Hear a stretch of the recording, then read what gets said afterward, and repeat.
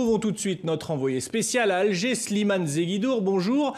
Alors, un chiffre était attendu, scruté, même celui de l'abstention, et il est beaucoup plus important que lors des précédentes éditions.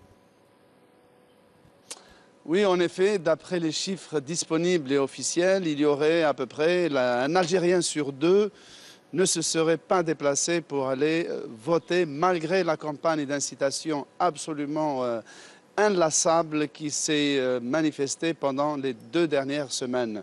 Donc un taux d'abstention notable, mais qui n'a pas empêché, comme vous le disiez, les partisans du président Bouteflika à défiler hier tout klaxon dehors une bonne partie de la nuit dans le centre-ville et dans d'autres villes du pays.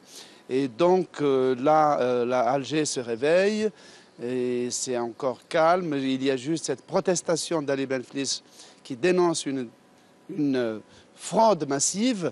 On peut dire d'une certaine manière, on ne prête qu'aux riches, mais dans un pays, on l'a déjà dit, où il n'y a pas d'institut de sondage indépendant, outillé pour faire de vrais sondages d'opinion, il n'y a pas tout ce qui entoure une élection dans des pays où ces élections sont rodées.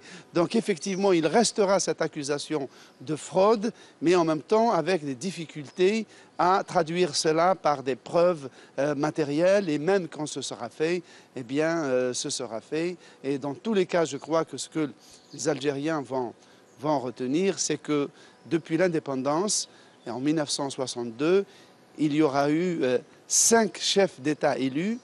Le dernier aura donc été élu 4 fois, et c'est cela qui mérite réflexion. Merci Slimane Zeguidour, nous serons avec vous, évidemment.